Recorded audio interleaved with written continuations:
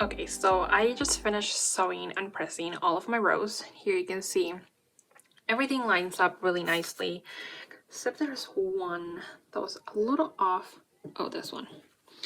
You can see here it's not quite perfect, but because it falls within the 1/4 inch seam allowance, I'm just gonna let that one go. This one too, it's a little off, so I'm just pointing that out so that you know they don't have to be perfect 100%. If you're just a teeny tiny off and it falls within the 1/4 inch seam allowance, let it be. The other thing that I wanted to talk about is these dog ears. If you're like me and you didn't cut off, oops, sorry, here we go. These dog ears. If you're like me and you did not cut off those engineer corners, you're gonna have these little tips called dog ears on your rows after you press them open, or even if you press them to the side, they'll still show up.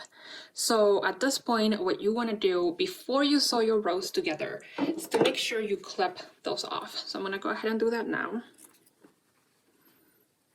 And the reason you want to clip these off is that they get in the way of sewing your rows together. So cutting them off, it's a little extra step and it can seem a little tedious, but trust me when I say it is very helpful to cut them off.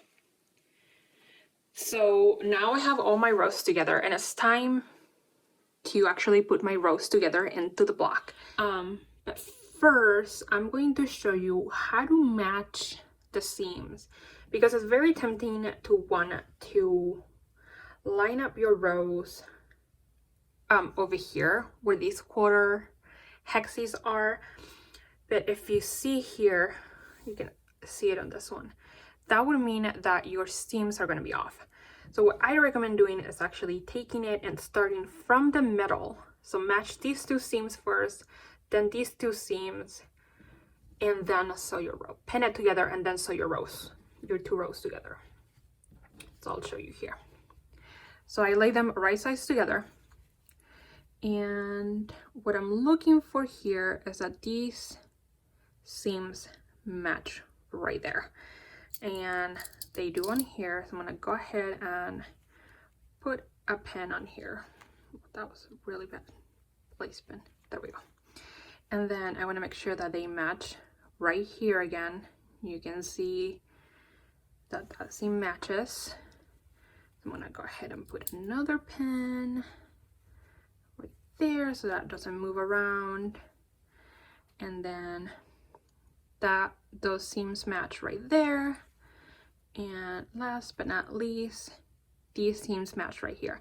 So now I am going to take these to my sewing machine and sew them together, and then I'm gonna do these 2 together and then these 2 together. Okay, so now it's the very last step. Here you can see my block. It's all sewn together and pressed. And the last step on your block making, it's going to be to trim your block. And the way I do that, I use my 12.5 by 12.5 ruler.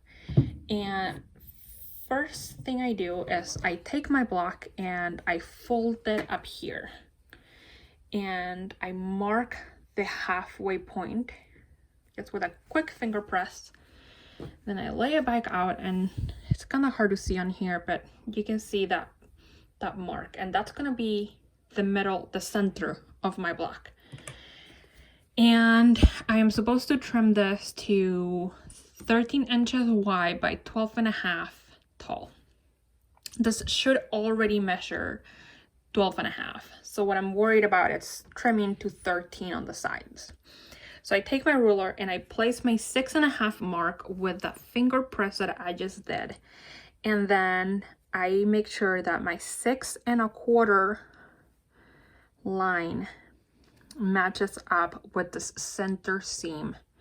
So center seam at 6.25 and that finger press at 6.5. And that's going to give you the size block that you need. So I trim on this side first.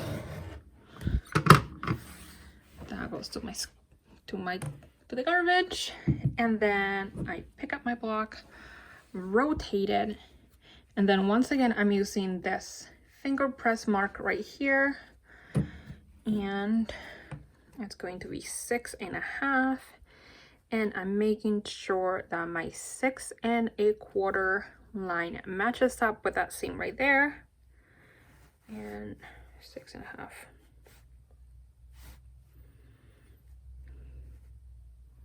So 6 1/4, 6.5 with that finger press, and